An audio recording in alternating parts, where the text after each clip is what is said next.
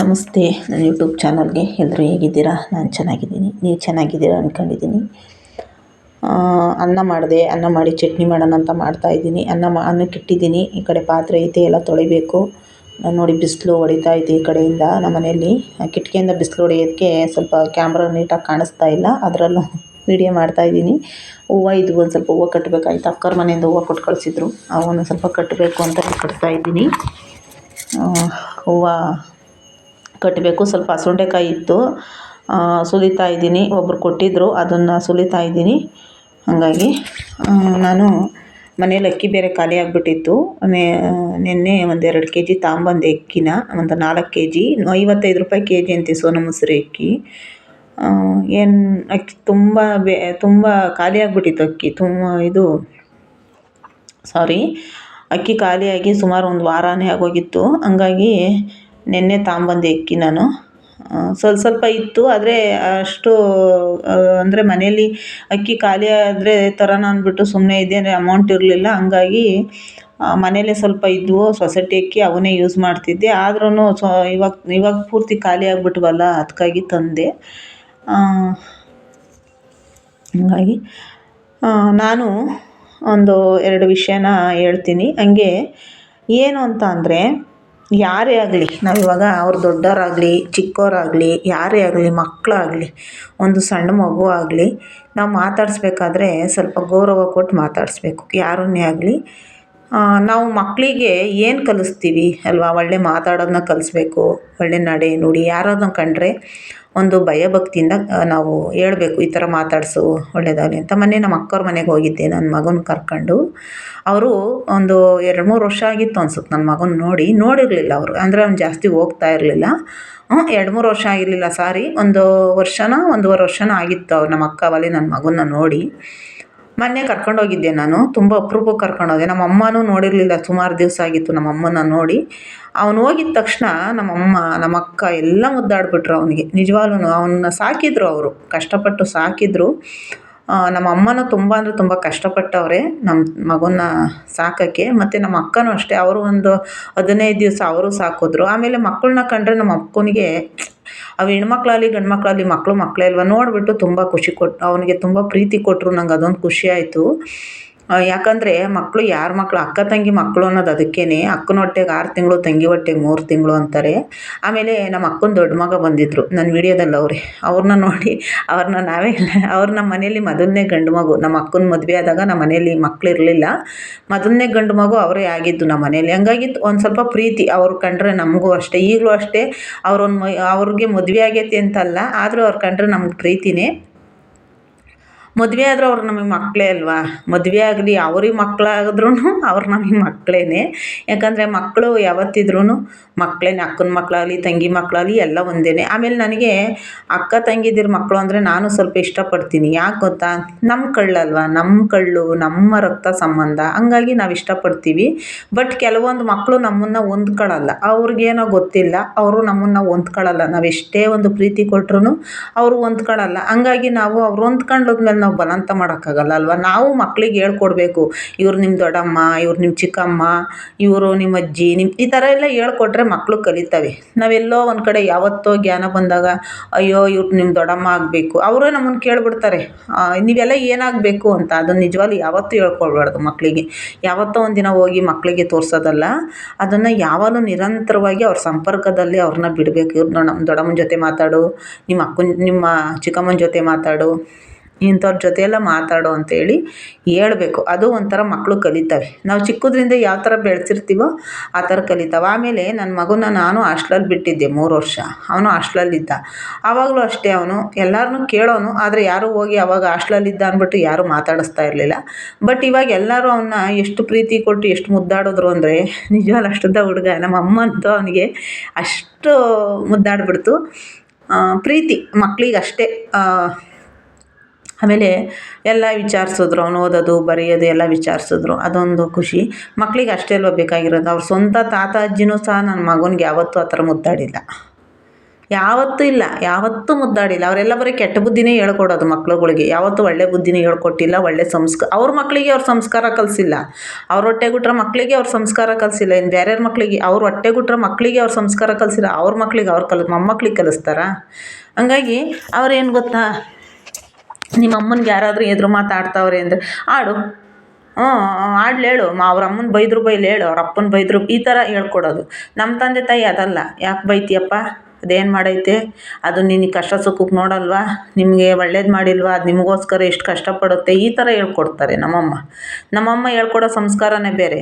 ಅವ್ರ ಅಜ್ಜಿ ತಾತ ಅವರು ಅಂದರೆ ಅವ್ರ ಅಪ್ಪ ಅಮ್ಮ ಹೇಳ್ಕೊಡೋ ಸಂಸ್ಕಾರನೇ ಬೇರೆ.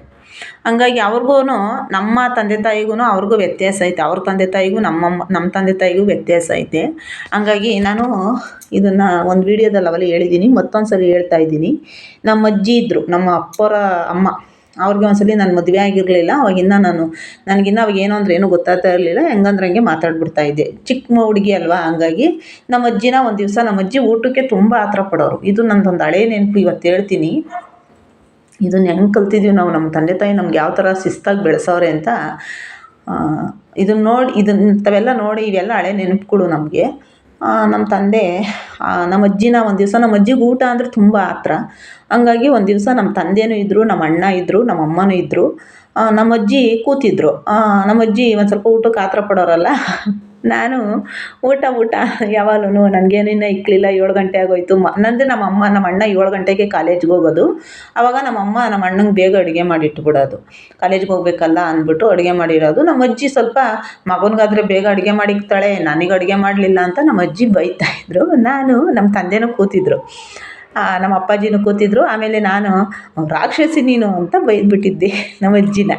ನಮ್ಮಪ್ಪ ಅದೇನು ಪ್ರೀತಿ, ನಮ್ಮ ಅಜ್ಜಿನ ಕಂಡುಬಿಟ್ರೆ ನಮ್ಮ ಅಪ್ಪನಿಗೆ ತುಂಬ ಅಂದ್ರೆ ತುಂಬ ಪ್ರೀತಿ. ಯಾವ ಮಕ್ಕಳು ಪ್ರೀತಿ ಕೊಟ್ಟರೋ ಇಲ್ವೋ ನಮ್ಮ ಅಜ್ಜಿಗೆ ಗೊತ್ತಿಲ್ಲ. ನಮ್ಮ ಅಪ್ಪನಿಗಂತೂ ಅವ್ರ ಅಮ್ಮನ ಕಂಡ್ರೆ ತುಂಬ ಅಂದ್ರೆ ತುಂಬ ಪ್ರೀತಿ. ಆಮೇಲೆ ಅವರಮ್ಮ ಏನಂದರೂ ಸಹಿಸ್ಕೊಳ್ಳೋರು ನಮ್ಮಪ್ಪ. ಯಾಕಂದರೆ ನಮ್ಮ ಅಪ್ಪನಿಗೆ ಬಡ್ದು ಅಂತೆ ನಮ್ಮ ಅಜ್ಜಿ ಬೆಳೆಸಿರೋದು. ಹಾಗಾಗಿ ಅವ್ರ ಅಮ್ಮನ ಕಂಡ್ರೆ ಸ್ವಲ್ಪ ಹೆದರೋದು ನಮ್ಮಪ್ಪ. ಆಮೇಲೆ ನಾನು ರಾಕ್ಷಸಿ ನೀನು ಅಂತ ಬೈದ್ಬಿಟ್ಟಿದ್ದೆ ನಮ್ಮ ಅಜ್ಜಿಗೆ. ನಮ್ಮಪ್ಪ ನನ್ನನ್ನು ಹೊಡೆದ್ಬಿಟ್ರು ಚೆನ್ನಾಗಿ. ನಮ್ಮಮ್ಮ ಎಲ್ಲ ಹೊರಗಡೆ, ನಮ್ಮಮ್ಮನೂ ಇದ್ದರು ಅವತ್ತಲ್ಲೇ. ನಮ್ಮಪ್ಪ ನಮ್ಮ ಅಣ್ಣನೂ ಕಾಲೇಜ್ಗೆ ಹೋಗ್ಬಿಟ್ಟಿತ್ತು. ನಮ್ಮಪ್ಪ ಚೆನ್ನಾಗಿ ಹೊಡೆದ್ಬಿಟ್ಟಿದ್ರು ನನಗೆ. ಏನರಲ್ಲ ಹೊಡೆದಿದ್ರು ನಮ್ಮಮ್ಮನ ರಾಕ್ಷಸಿ ಅಂತೀಯ ನನ್ನ ಎದುರಿಗೇನೆ, ಹಂಗೆ ಹಿಂಗೆ ನಮ್ಮಮ್ಮ ಅಂತೇಳಿ. ಎಷ್ಟು ಗೌರವ ಅಂದರೆ ನಮ್ಮಪ್ಪ ಇರೋವರೆಗೂ 1 ವರ್ಷನೂ ಅವ್ರ ಅಮ್ಮನಿಗೆ ಹಬ್ಬ ಮಾಡ್ದಂಗೆ ಇರ್ತಾಯಿರಲಿಲ್ಲ. ಏನೇ ಕಷ್ಟ ಬರಲಿ, ಸಾಲನಾದರೂ ಮಾಡೋದು ಅವ್ರ ಅಮ್ಮನಿಗೆ ಹಬ್ಬ ಮಾಡೋದು. ಅದು ಸೀರಿಯಸ್ ಆಗಿಟ್ಟು ತಂದಿಕ್ಕೆ ಅವ್ರ ಅಮ್ಮನಿಗೆ ಹಬ್ಬ ಮಾಡೋದು. ಅಷ್ಟು ಇಷ್ಟಪಡೋದು ನಮ್ಮಪ್ಪ ಅವ್ರ ಅಮ್ಮನ. ನನ್ನನ್ನು ಹೊಡೆದ್ಬಿಟ್ಟಿದ್ರು. ಆಮೇಲೆ ಹೊಡೆದ್ಬಿಟ್ಟು ಆಮೇಲೆ ನಮ್ಮಮ್ಮ ಬಂದು ಬೈದ್ಬಿಟ್ರು, ನಿಮ್ಮ ಅಮ್ಮನಿಗೋಸ್ಕರ ಏನೋ ಅಂದಿರ್ತೈತೆ ಮಗ, ಹೊಡೆದಿದ್ದೀಯ ನೀನು ಅಂದಿದ್ದಕ್ಕೆ ನಮ್ಮಪ್ಪ ಮುದ್ದಾಡ್ಬಿಟ್ಟಿದ್ರು ನನ್ನನ್ನು. ಹೊಡೆದ್ಬಿಟ್ಟೆ ಕಣವ, ಸಾರಿ ಬಿಡಮ್ಮ, ಹೊಡೆದ್ಬಿಟ್ಟೆ, ಹೇಳಬೇಡ, ತುಕ್ಳಿಸ್ಕೊಂಡು ಹತ್ಬಿಟ್ಟಿದ್ದೆ ನಮ್ಮಪ್ಪ ಹೊಡೆದಿದ್ದಕ್ಕೆ. ಆಮೇಲೆ ಈಗ ಅನ್ನಿಸ್ತೈತೆ ನನಗೆ, ನಮ್ಮಪ್ಪ ಏನು ಕೊಡಿದ್ರು ಅಂದರೆ ಅವ್ರ ತಾಯಿಗೆ ನಾವು ಆ ಥರ ಅಂದಿದ್ದಕ್ಕೆ. ಯಾವುದೇ ಮಗನಾಗಲಿ, ಮಗನ ಮುಂದೆ ತಾಯಿನ ಬೈದರೆ ಮಗನಿಗೆ ಬೇಜಾರಾಗಲ್ವ?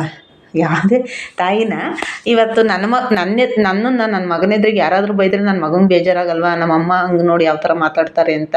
ಹಂಗಾಗಿ ನಮ್ಮ ಅಪ್ಪನ ಎದುರಿಗೆ ನಮ್ಮ ಅಜ್ಜಿನ ಬೈದ್ಬಿಟ್ಟಿದ್ನಲ್ಲ, ನಮ್ಮಪ್ಪ ಹೊಡೆದ್ಬಿಟ್ಟಿದ್ರು ಅಂತ ಹತ್ಬಿಟ್ಟಿದ್ದೆ. ದುಃಖಿಸ್ಕೊಂಡು ಹತ್ತಿದ್ದಕ್ಕೆ ನಮ್ಮ ಅಪ್ಪನೇ ಕರೆದು ಮುದ್ದಾಡಿದ್ರು. ಸಮಾಧಾನ ನಮ್ಮ ಅಪ್ಪನೇ ಮಾಡಿದ್ರು, ಅಯ್ಯೋ ಮಗನ ಹೊಡೆದ್ಬಿಟ್ನಲ್ಲ ಅಂದ್ಬಿಟ್ಟು. ಹಾಗಾಗಿ ನಮ್ಮ ಅಜ್ಜಿ ಅಷ್ಟು ಒಂದು ರೋದ್ಸೋರು ನಮಗೆ. ಅದೊಂದು ನನಗೆ ಹಳೆ ನೆನಪು. ಏನಕ್ಕೆ ಇದನ್ನು ಹೇಳಿದೆ ಅಂದರೆ, ಆಮೇಲೆ ನಮ್ಮ ತಂದೆ ತಾಯಿ ಎದುರಿಗೆ ನಾವು ಯಾವತ್ತೂ ಎದುರು ಮಾತಾಡ್ತಾ ಇರಲಿಲ್ಲ. ಆಮೇಲೆ ನಮ್ಮ ಅಣ್ಣ ಹೊಡೆದ್ರೂ ಸಹ ನಮ್ಮ ತಾಯಿ ಕೇಳ್ತಾ ಇರಲಿಲ್ಲ, ಯಾಕೆ ಹೊಡೆದೆ ಮಗನ ಅಂತ. ಆಮೇಲೆ ನಮ್ಮ ತಂದೆ ತಾಯಿನೂ ಅಷ್ಟೇ, ಎಲ್ಲರೂ ಒಂದು ಟಿ ವಿ ನೋಡೋಕೆ ಹೋಗ್ತೀವಿ ಅಂದರೆ 6 ಗಂಟೆ ಆದಮೇಲೆ ನಾವು ಹೊಸ್ಲ ಹತ್ರ ನಿಂತ್ಕೊಂಡು ಹೊಸ್ಲು ದಾಟದ, ಒಳಗೆ ಬರೋದ, ಆಚೆಗೆ ಹೋಗೋದ ಅನ್ನತ್ತ ನೋಡ್ತಾ ಇದ್ವಿ. ಅಷ್ಟು ಒಂದು ಸಂಸ್ಕಾರದಲ್ಲಿ ನಮ್ಮನ್ನು ಬೆಳೆಸಿರೋದು. ಯಾರ ಮನೆಗೆ ಟಿ ವಿಗೆ ಹೋಗ್ತೀರಾ, ಎಲ್ಲಿ ಕೂತ್ಕೊಂತೀರಾ ಅಂತೆಲ್ಲ ಕೇಳಿ ಕಳಿಸೋರು ನಮ್ಮ ಅಪ್ಪರು. 6 ಗಂಟೆ ಆದಮೇಲೆ ಅಲ್ಲಿ ಕೂಡ್ದು ಬಂದುಬಿಡ್ಬೇಕು ಅನ್ನೋರು. 4 ಗಂಟೆ ಫಿಲಮ್ ಅವಾಗ ಇರ್ತಾ ಇದ್ದಿದ್ದು, ಭಾನುವಾರ ಚಂದನ ಟಿ ವಿಲಿ. 4 ಗಂಟೆಗೆ ಹೋದರೆ 6 ಗಂಟೆ ಅಷ್ಟೊತ್ತಿಗೆ ನಾವು ಮನೇಲಿರಬೇಕು. ಅಂದರೆ ನಾನು ಸುಮಾರು ಬುದ್ಧಿ ಬರೆದು ಅಷ್ಟು ನಾನೇನು ಮನೇಲಿ ಇರ್ತಾ ಇರಲಿಲ್ಲ, ಹುಡುಗರ ಜೊತೆ ಓಡೋಗ್ಬಿಡ್ತಾ ಇದ್ದೆ. ಬುದ್ಧಿ ಬಂದ ಮೇಲೆ ನಮ್ಮಪ್ಪ ಆ ಥರ ಕಟ್ನಿಟ್ಟು ಮಾಡಿತ್ತು. ಆಮೇಲೆ ಏನಾದ್ರು ತಪ್ಪು ಮಾಡಿದ್ರೆ ಈ ಹೊಂಗೆದು ಸುಲ್ಪೆ ಕಡ್ಡಿ ಅಂತ ನೋಡಿದ್ದೀರಾ ಎಲ್ಲರೂ? ಹೊಂಗೆ ಕಡ್ಡಿ ನೋಡಿರ್ತೀರಲ್ವ? ಹೊಂಗೆ ಕಡ್ಡಿ ತಗೊಂಬಂದು ಕಾಲ ಮೇಲೆ ಹೊಡೆಯೋದು ನಮ್ಮಪ್ಪ. ಬರೀ ಕಾಲ ಮೇಲೆ ಹೊಡಿತಾ ಇದ್ದಿದ್ದು. ನಮ್ಗೆ ಇನ್ನೆಲ್ಲೂ ಮೈ ಕೈ ಟಚ್ ಮಾಡ್ತಿರ್ಲಿಲ್ಲ, ಬರೀ ಕಾಲ ಮೇಲೆ ಹೊಡಿಯೋರು. ಯಾಕಂದರೆ ಕಾಲು ಊತ ಬಂದುಬಿಟ್ರೆ ಎಲ್ಲೂ ಹೋಗಲ್ಲ ಅಂತ. ಅದು ಒಂದು ನಮ್ಗೆ ಹಳೆ ನೆನಪು. ಆ ಥರ ಶಿಸ್ತಾಗಿ ನಮ್ಮ ಅಪ್ಪ ನಮ್ಮಮ್ಮ ನಮ್ಮನ್ನು ಬೆಳೆಸಿರೋದು. ನಮ್ಗೆ ಯಾವತ್ತೂ ಚಂಗ್ಲಾಡೋದು, ಅಲ್ಲಿ ಇಲ್ಲಿ ಕೂತ್ಕೊಳ್ಳಿ ಈ ಥರ ಅವಾಗೆಲ್ಲ ಮೊಬೈಲು ಅವಾಗೇನೂ ಇರ್ತಾ ಇರಲಿಲ್ಲ.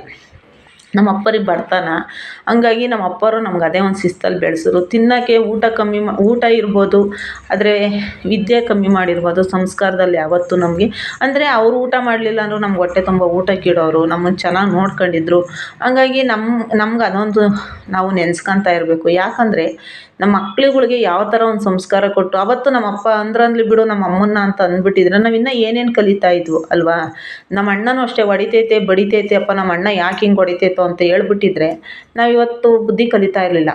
ಇಷ್ಟೊಂದು ಒಂದು ನನಗೂ ಇಷ್ಟೆಲ್ಲ ನಾನು ಏನು ನನಗೆ ನಿಜವಾಗ್ಲೂ ಇಷ್ಟೆಲ್ಲ ನಾನು ಕಲಿತಾ ಇರಲಿಲ್ಲ. ನಮ್ಮ ಅಣ್ಣ ಹೊಡಿತೈತೆ, ನಮ್ಮ ಅಪ್ಪ ಹೊಡಿತೈತೆ ಅಂಥೇಳಿ ನಾವು ಸಿಟ್ಕೊಂಬಿಟ್ಟಿದ್ರೆ ಅದು ಈಗಿನ ಕಾಲದ ಮಕ್ಳು ಅಷ್ಟು ಅದೇನೂ ತಿಂದಿಲ್ಲ, ಅಷ್ಟು ಹೊಡೆಯೋಂಗೂ ಇಲ್ಲ. ಈಗಿನ ಕಾಲದ ಮಕ್ಳಿಗೆ ಹೊಡೆಯೋಂಗಿಲ್ಲ, ಅಣ್ಣ ತಂಗಿನ ಗದ್ರಂಗಿಲ್ಲ ಇವಾಗ. ಅಷ್ಟು ಒಂದು ಅಯ್ಯೋ ಯಾಕೋ ಗದರ್ತೀಯ ಅಂತ ಅವನು ಇವನು ಎಲ್ಲ ಅಂತಾರೆ. ನಾವು ಅಣ್ಣನ ಯಾವತ್ತೂ ಅವನು ಇವನು ಅಂತ ಕರೆಯಲ್ಲ. ನಾವು ಯಾವತ್ತೂ ನಮ್ಮ ಅಣ್ಣ ಬಂತು, ನಮ್ಮ ಅಣ್ಣ ಇಷ್ಟು ವಯಸ್ಸಾದರೂ ನಮ್ಮ ಅಣ್ಣಂಗೆ ನಾವು ಯಾವತ್ತೂ ಹೋಗು ಬಾ ಅಂತಲೇ ಕರೆಯೋದು. ಯಾವತ್ತೂ ನಾವು ಅಣ್ಣ ಹೋದ ಬಂದ ಅವೆಲ್ಲ ನಾವು ಯಾವತ್ತೂ ಮಾತಾಡಿಲ್ಲ. ಹಂಗಾಗಿ ಆ ಥರ ಒಂದು ನಮ್ಮನ್ನು ಆ ಥರ ಶಿಸ್ತಾಗಿ ನಮ್ಮ ಅಪ್ಪ ಬೆಳೆಸಿದ್ದು. ನಮ್ಮ ಅಪ್ಪನ ಎದುರಿಗೆ ಅವ್ರ ತಾಯಿನ ಯಾರು ಏನೂ ಅನ್ನಂಗಿರಲಿಲ್ಲ. ಅಷ್ಟು ಒಂದು ಪ್ರೀತಿ ಅವ್ರ ತಾಯಿನ ಕಂಡ್ರೆ ನಮ್ಮ ಅಪ್ಪನಿಗೆ ಅಷ್ಟೇ ಒಂದು ಪ್ರೀತಿ. ಅವ್ರ ಕಡೆಯವ್ರು ಯಾರೇ ಬರಲಿ ನಮ್ಮ ಅಪ್ಪ ಯಾರನ್ನು ಏನೂ ಅಂತ ಇರಲಿಲ್ಲ. ನಮ್ಮ ಅಪ್ಪನ ಉದ್ದೇಶವಾಗಿ ಬೈಯೋರು, ಉದ್ದೇಶವಾಗಿ ಎಲ್ಲ ಅನ್ನೋರು. ಆದರೂ ನಮ್ಮ ಅಪ್ಪ ಯಾರನ್ನು ಕೆಟ್ಟದಾಗಿ ಬೈತಾ ಇರಲಿಲ್ಲ. ನಮ್ಮ ಅಪ್ಪನ ಅವ್ರ ಅಣ್ಣ ತಮ್ಮದಿರು ಸಹ ನಮ್ಮ ಅಪ್ಪನ ಹೀನಾಯವಾಗಿ ಬೈಯೋರು ಎಲ್ಲರೂ. ಆದರೂ ನಮ್ಮಪ್ಪ ಒಂಥರ ನಮ್ಮ ಅಪ್ಪನಿಗೆ ಏನು ಗೊತ್ತಾ ಕಂಡೀಷನಾಗಿ ಮಾತಾಡೋದು, ಜೋರಾಗಿ ಮಾತಾಡೋದು. ಹಂಗಾಗಿ ನಮ್ಮ ಅಪ್ಪನ ಕಂಡ್ರೆ ಯಾರಿಗೂ ಕೆಲವು ಜನಗಳ್ಗೆ ಆಗ್ತಿರ್ಲಿಲ್ಲ. ಆದರೂ ನಮ್ಮ ತಂದೆ ನಮ್ಮ ಅಪ್ಪ ನಮ್ಮ ಅಮ್ಮನ ಬಗ್ಗೆ ನಾವು ತುಂಬ ಅಂದರೆ ತುಂಬ ಖುಷಿ ಪಡ್ತೀವಿ. ನಮ್ಮಮ್ಮನೂ ಅಷ್ಟೇ ನಮ್ಮನ್ನ ಜೊತೇಲಿ ಕರ್ಕೊಂಡೋಗಿ ಕೂಲಿ ಮಾಡಿಸಿ ಅದೆಲ್ಲ ತೋರಿಸೈತಿ. ನಮ್ಮಮ್ಮ ಜೊತೆಯಲ್ಲಿ ಕರ್ಕೊಂಡೋಗಿ ಕೂಲಿ ಮಾಡಿಸೈತಿ ಅನ್ನೋದಕ್ಕಿಂತ ಕೂಲಿ ಯಾವ ಥರ ಮಾಡಬೇಕು, ಮುಂದೆ ಯಾವ ಥರ ನಾವು ಜೀವನ ಕಟ್ಕೋಬೇಕು, ಮುಂದೆ ನಮ್ಮ ಜೀವನ ಹೀಗೆ ಇರುತ್ತೆ ಅಂತ ಹೇಳೋಕ್ಕಾಗಲ್ಲಲ್ವ. ಹಂಗಾಗಿ ಅದೆಲ್ಲ ನಮ್ಮ ತಂದೆ ತಾಯಿ ನಮಗೆ ಕಲಿಸಿರೋದು. ನಮ್ಮ ತಂದೆ ತಾಯಿ ಯಾವ ಥರ ಕಲಿಸೋರು ನಾನು ಹೇಳಬೇಕು ಅಂದರೆ ಒಂದೊಂದ್ಸಲಿ ಬೇಜಾರಾದಾಗ ಹಿಂಗಾಯ್ತಲ್ಲಪ್ಪ ಅಂದ್ಕೊತೀನಿ. ಆದರೂ ಒಂದ್ಸಲ ಖುಷಿ ಪಡ್ತೀನಿ. ಯಾಕಂದರೆ ನಮ್ಮ ತಂದೆ ತಾಯಿ ಎಷ್ಟು ಒಂದು ಶಿಸ್ತಾಗಿ ಬೆಳೆಸವ್ರೆ ನಮ್ಮನ್ನು, ಎಷ್ಟು ಒಂದು ಸಂಸ್ಕಾರ ಕೊಟ್ಟು ಬೆಳೆಸವ್ರೆ ಗೊತ್ತಾ.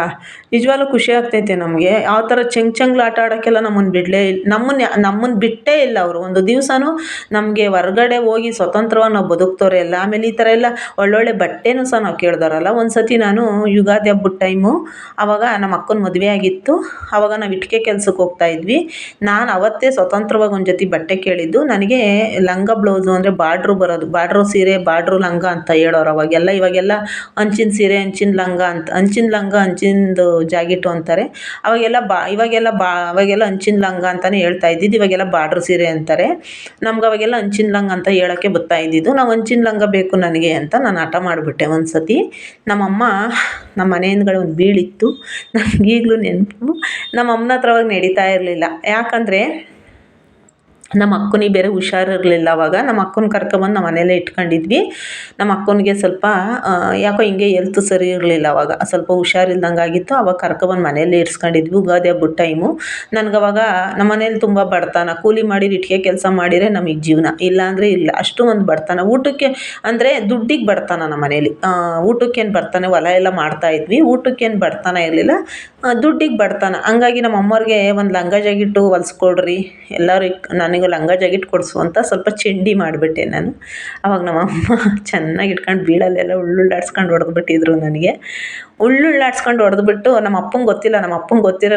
ನಮ್ಮ ಅಮ್ಮನ್ನೇ ಹೊಡೆದು ಬಿಡೋರೆ ಅವತ್ತು. ನಮ್ಮ ಅಮ್ಮಂಗೆ ಗೊತ್ತಿಲ್ಲ. ಆಮೇಲೆ ಹೊಡ್ಕೊಂಡೇ ಕರ್ಕೊಂಡೋದ್ರು ಕೆಲಸಕ್ಕೆ. ಅವತ್ತು ಹೊತ್ಕೊಂಡೇ ಹೊಡೆದ್ಬಿಟ್ಟು ಚೆನ್ನಾಗಿ ಉಳ್ಳುಳ್ಳಾಡ್ಸ್ಕೊಂಡು ಹೊಡೆದ್ಬಿಟ್ಟು ನನ್ನನ್ನು ಕೆಲ್ಸಕ್ಕೆ ಕರ್ಕೊಂಡೋದ್ರು.